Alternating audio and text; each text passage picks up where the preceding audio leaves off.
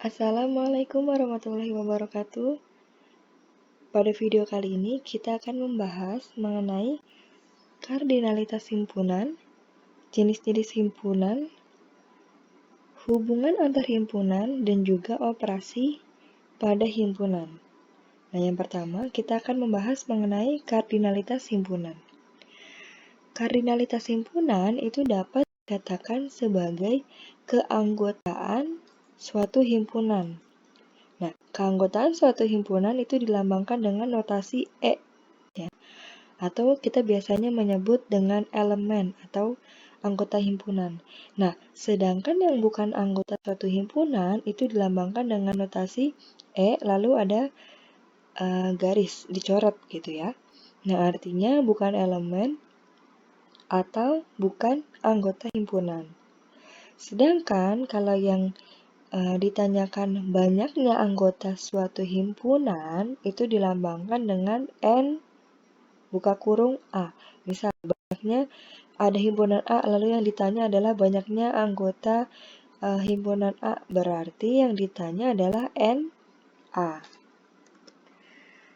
Nah, kita lihat contoh yang nomor 1. Di sini ada himpunan A.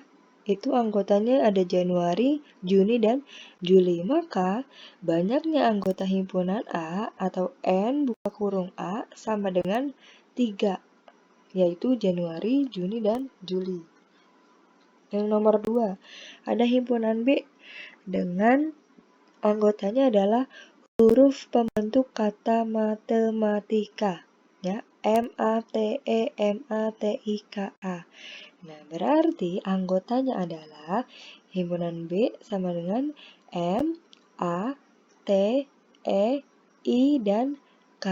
Kenapa? Nah, kita lihat di sini penulisan nama anggota cukup ditulis satu kali saja. Ya, cukup ditulis satu kali saja. Huruf M, A, dan T dalam kata matematika ada lebih dari satu kali. Kita lihat huruf M itu ada 2 kali, huruf A ada 3 kali, dan huruf T ada 2 kali. Nah, kalau ingin menulis nama anggota, cukup ditulis sekali saja.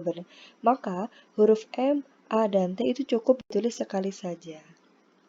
Nah, karena di sini matematika, berarti kita tulis cukup M, A, T, E, I, dan K. Nah, banyaknya anggota himpunan B atau NB sama dengan 6. Gitu ya. Kita lihat yang nomor 3. Di sini ada himpunan C, yaitu himpunan bilangan asli yang lebih dari 8. Nah, karena lebih dari 8 berarti kita nulisnya setelah angka 8, yaitu angka 9. Nah, berarti 9, 10, 11, dan seterusnya. Kenapa? Karena di sini hanya dikasih keterangan lebih dari 8. Nah, sampai angka berapa tidak diberitahu, berarti di sini 9, 10, 11, dan seterusnya. Nah, kalau yang ditanyakan banyak anggota himpunan C, berarti kita tulisnya NC sama dengan tak berhingga. Kenapa tak berhingga? Nah, himpunan C dikatakan himpunan tak berhingga karena banyaknya anggota himpunan C itu tidak dapat terhitung. Ya, ini setelah 13, 14, 15, dan seterusnya. Tak terhingga. Nah, berarti kita tulisnya NC sama dengan tak berhingga karena banyaknya anggota himpunan C itu tidak dapat dihitung. Selanjutnya ada himpunan bagian.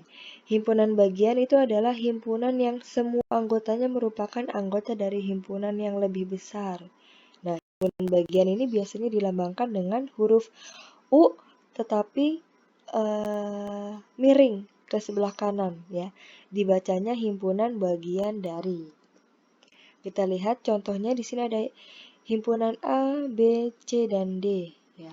Memiliki kategori masing-masing, memiliki anggotanya masing-masing.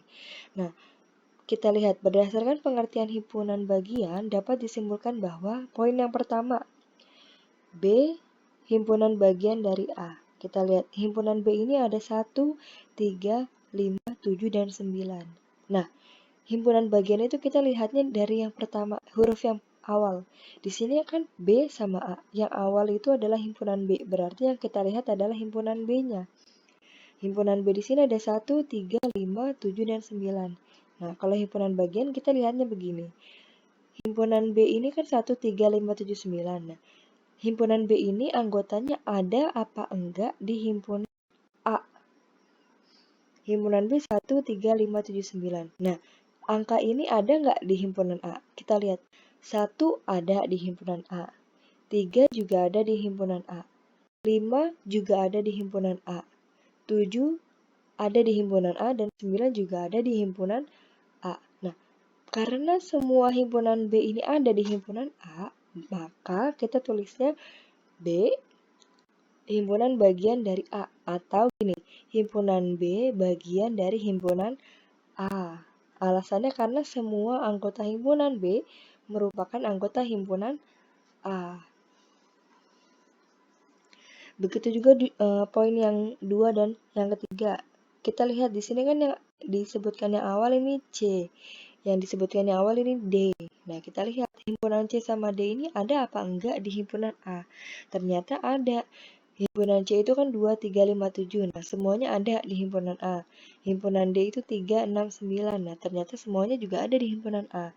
Nah, berarti himpunan C dan himpunan D itu adalah termasuk himpunan bagian dari himpunan A. Karena semua anggota himpunan C dan anggota himpunan D itu merupakan anggota himpunan A. Ini salah ya, harusnya ini himpunan C, ini harusnya himpunan D, salah tulis. Selanjutnya ada himpunan kuasa.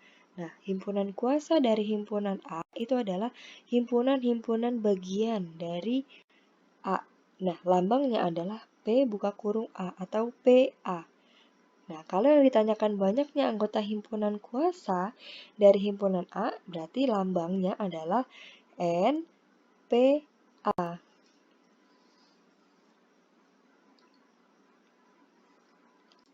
Kita lihat di sini ada contohnya, ada himpunan A. Nah, himpunan A ini anggotanya ada A, B, dan C. Himpunan bagiannya kita list dari yang anggotanya 0 sampai 3. Kenapa sampai 3? Karena di sini ada himpunan anggotanya ada 3, A, B, dan C. Kalau di sini ada 5, berarti kita daftar anggotanya sampai anggotanya 5. Nah, karena di sini ada 3, berarti kita hanya menulis himpunan yang anggotanya 3. Kita lihat dari yang 0.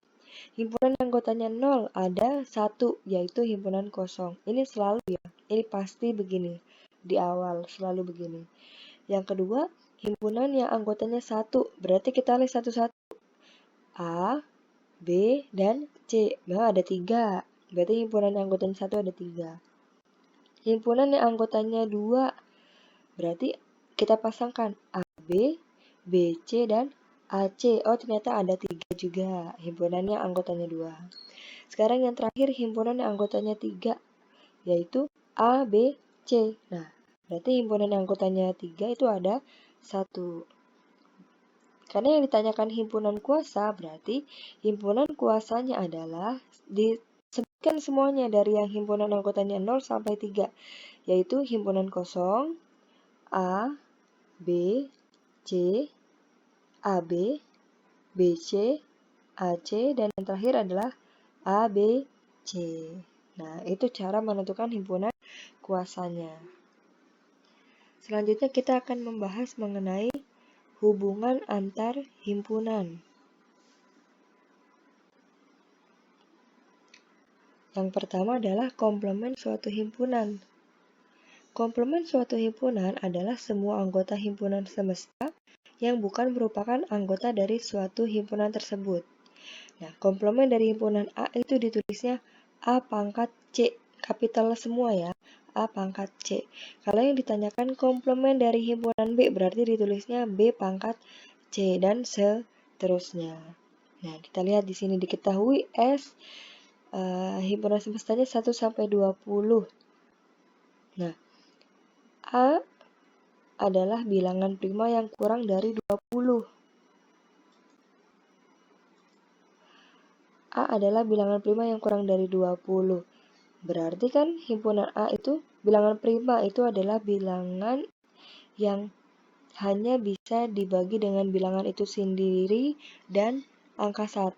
ya, yaitu kan 2, 3, 5, 7, 11, 13, 17, 19, dan seterusnya. Karena di sini dikasih tahu kurang dari 20 berarti sampai 19. Nah, kan kita membahas komplement suatu himpunan. Komplement suatu himpunan ini adalah semua anggota yang bukan merupakan anggota dari himpunan tersebut. Di sini anggotanya ada 2, 3, 5, 7, 11, 13, 17, 19. Ini himpunan A. Kalau himpunan komplement himpunan A berarti ditulisnya A pangkat C. Nah, A pangkat C komplement dari himpunan A berarti selain angka ini, selain 2, 3, 5, 7, 11, 13, 17, 19, ada apa aja? Ada angka 1, ada angka 4, ada angka 6, ada angka 8, ada angka 10, ada angka 12, ada angka 14, ada angka 15, 16, lalu ada angka 18, dan yang terakhir ada angka 20. Nah, komplement dari himpunan A berarti selain dari anggota ini, selain 2, 3, 5, 7, 11, 13, 17, 19, yaitu ada 1, 4, 6, 8, 10, 12, 14, 15, 16, 18, dan 20. Sekarang, himpunan yang sama. Nah, dua himpunan itu dikatakan sama jika kedua anggota himpunan itu benar-benar sama, tepat sama, anggotanya sama, ya, walaupun ditulisnya tidak berurutan, tetapi anggotanya sama, berarti itu himpunannya himpunan yang sama.